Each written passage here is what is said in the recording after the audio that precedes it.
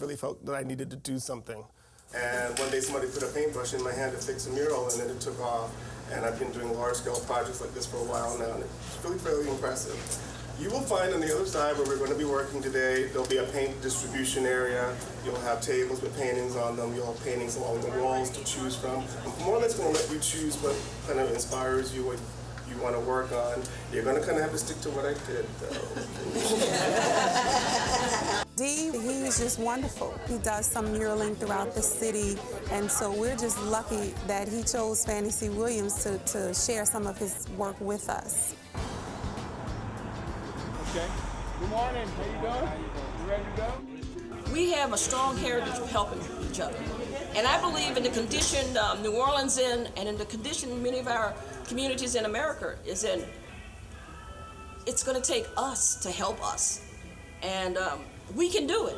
A lot of the volunteers that are here today are people probably that have never painted a building before. But if you pick up a brush, you'll be surprised what you can do. There's so many neighborhoods, so many communities that would benefit by somebody going down, somebody who cares, somebody that comes and says, I just want to help. What can I do? Hey, everybody! Hey! Thank y'all for doing it. How you doing? How's everybody doing? Fine. You all right? I know you're up there. Thank you. New Orleans is a metaphor for what happens in Black America and Brown America when there is no urban agenda to make things better. We wanted to come in for this conversation this weekend to put the eyes of the nation back on New Orleans and say to the candidates and to all of America in this campaign season, we have to have an urban agenda that can make America a nation that is as good as its promise. But it made no sense to come to the Crescent City and not try to love and serve in the way that we can by helping to rebuild and re-beautify this city. So in this room, around me, and in spots all across the city, people are loving and serving. We're gonna put our signature on something and try to do our part to beautify this beautiful school.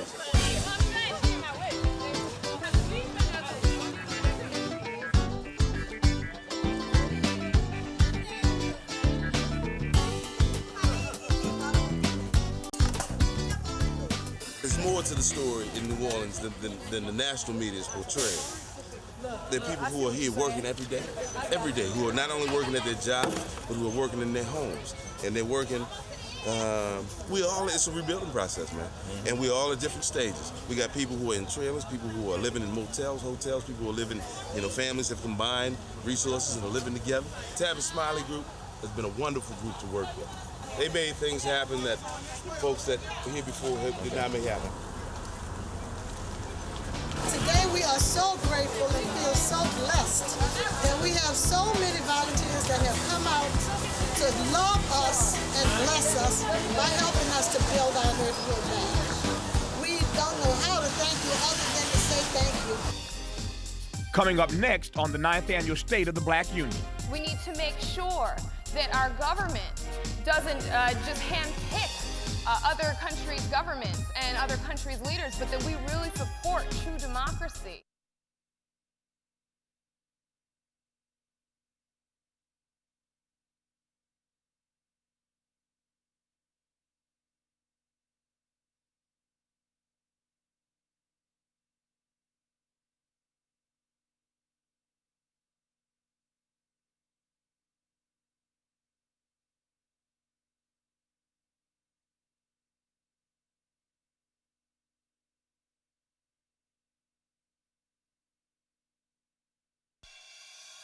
We continue on the 9th Annual State of the Black Union.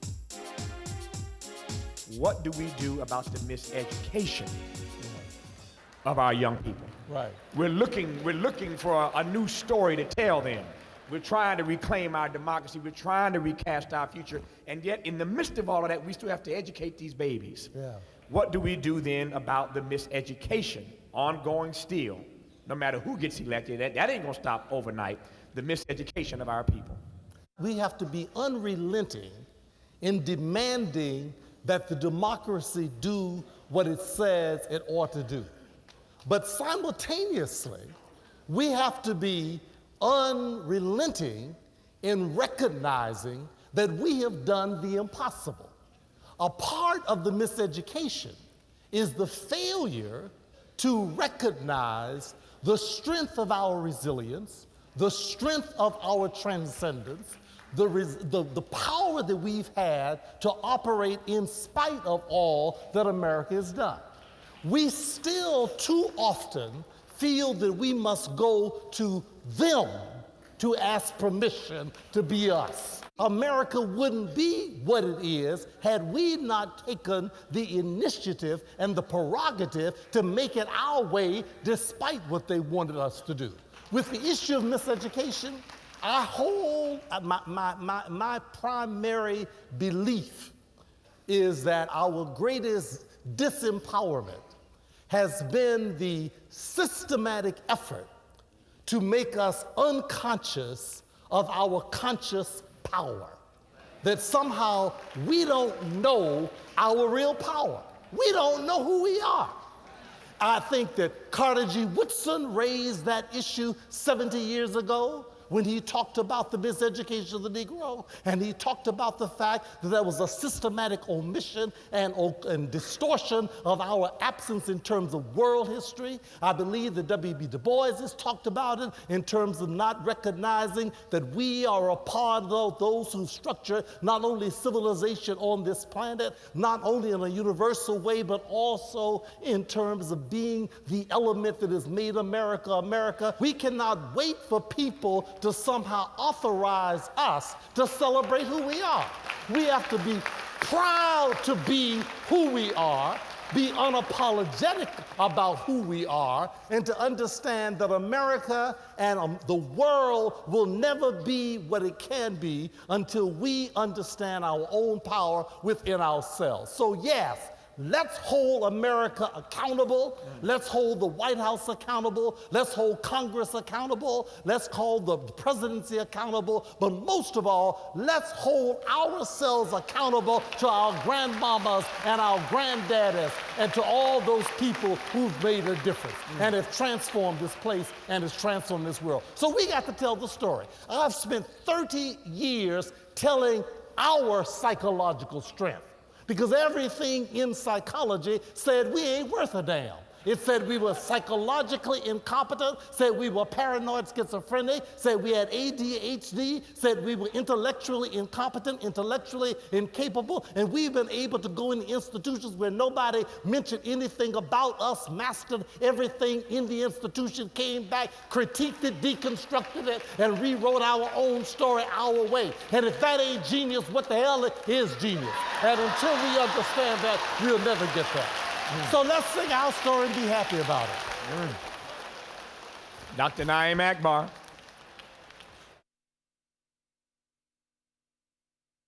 Dick Gregory, you done gave us so much, but we want to hear from you one more again. Well, let me just say this, brother.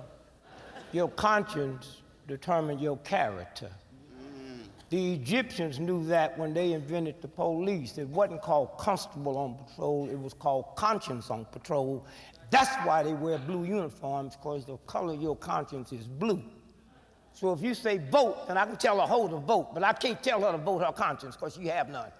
That's right. Was the richest, most powerful scientists, companies in the world. Nothing you can't make. There is one thing. If I cut my hand, you can't make a scab. You can make rockets, you can make bombs, but only God can make a scab. Huh? Understand that. Princeton can't make it, Morehouse can't make it, Harvard can't make it, and the Pentagon can't make it. So when you understand what insignificant things they are and who you are. Now let me tell you something about a scab. I don't care how light or white you are, if I cut you, the scab gonna be darker than you. Huh? And I don't care how black you are. I saw some Africans so black they purple. And when the scab come, it's blacker than them. Maybe that God is telling everybody, my healing come in darkness, and you was sent here to heal this planet. When you gonna get to work? That's what this is about. Y'all better thank Dick Gregory for coming out today. And I do believe that we are the conscience of this country, of this nation, and I believe that what has happened in New Orleans should remind us that our work is not done. What that means is we need to make sure that our economic policies are fair, not just for others, but for ourselves, to make sure our own black workers don't have their jobs taken away only to give substandard jobs to people abroad. We need to make sure that our government doesn't just handpick other countries' governments and other countries' leaders, but that we really support true democracy. When we do that, we will be whole. Because as we started, we are certainly bound to the destinies of not only what happens for folks in this country, but what happens to black folks around the world. There are enough unregistered black and brown voters in this country to determine the outcome of the next presidential election. Registering them, getting them out, ought to be a moral crusade in our communities. This is the 40th anniversary of Dr. King's assassination, but it's the 60th anniversary of his graduation from Morehouse College. And what we do at Morehouse, the only place on the planet where you can find every year 500 black men graduating from college. And what we do, given the crisis facing young black men in America today, the educational and economic crisis, what we do ought to be exported around this nation. We project high expectations. You come to Morehouse, you will succeed. We focus group mentoring and intrusive counseling. We get in their business if they're messing up. Then we focus on holistic development. We want smart men, but we want good men, men of character. And finally, we inspire them. You want to be a leader, look the part of the leader. Pull your pants up, brother. Take your hat off. Show women respect. Be a Morehouse man. And so I want to say, Tavis, to all the sisters out there who want to marry a good man, send a check to Morehouse College next week.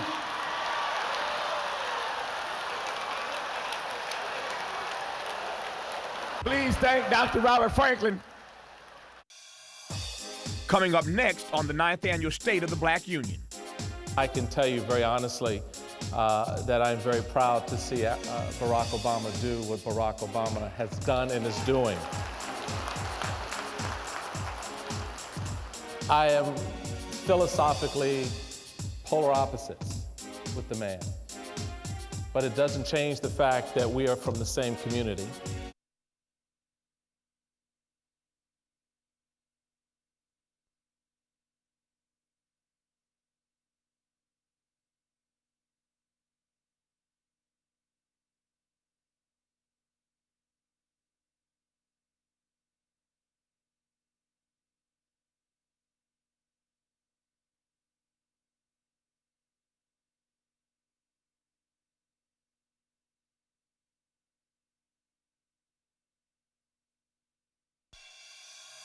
We continue on the 9th Annual State of the Black Union.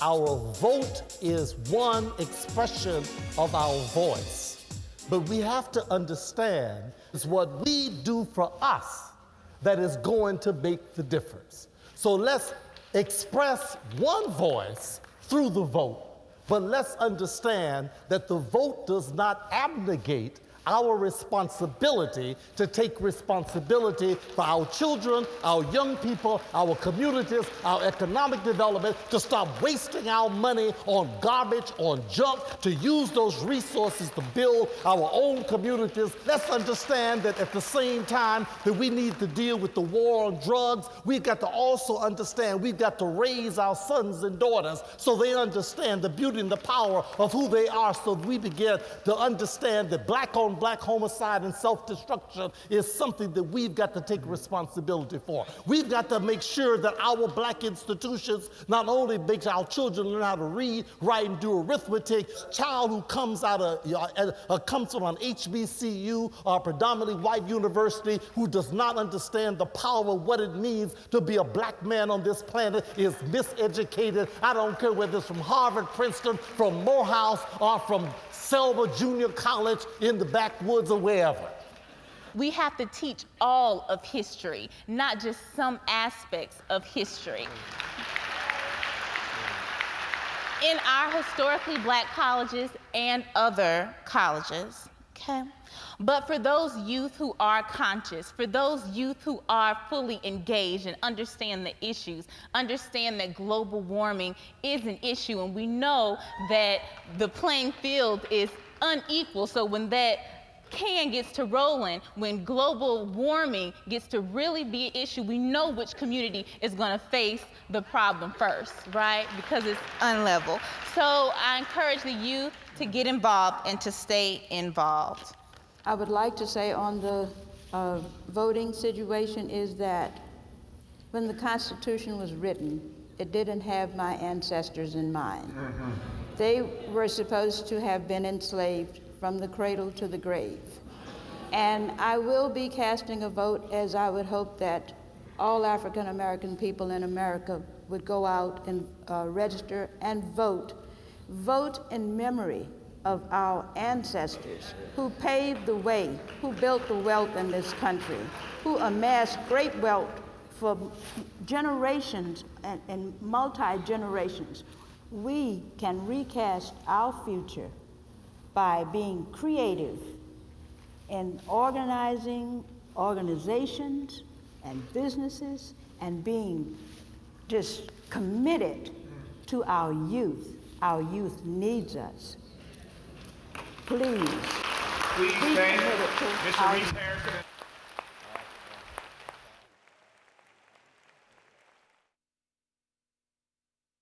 Can you admit, do you admit, that what's happening in the Democratic Party right now is exciting and moving America ahead in ways that many of us could never have imagined, and at the same time just a little bit disappointed that even with Colin Powell and Condi Rice, your party has not advanced to this level?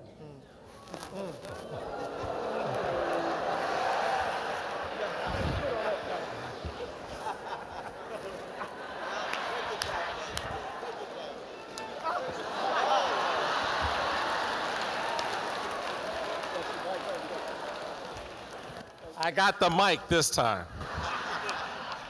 There's a lot that's still to unfold in this election, there's no doubt. I can tell you very honestly that I'm very proud to see Barack Obama do what Barack Obama has done and is doing. I am philosophically polar opposites with the man, but it doesn't change the fact that we are from the same community. And it doesn't diminish nor weaken my pride in what he's done. I would hope that all of us would be just as proud of an African American Republican achieving such success. But the reality of it is that is not so. There was this questioning of my blackness and where I stood on issues and what it all meant. And I would start every conversation with, what do you see? And I think it's important for us to recognize that there is this diversity of thought and opinion that is right here on this stage. Just take me out of it, and you still have diversity of a thought and opinion on this stage. That's right. And so, you know, whether it's Colin Powell or Condi Rice or Barack Obama or Michael Steele, we should be proud that we're there, for God's sake. Politics, party, never, ever trumps race.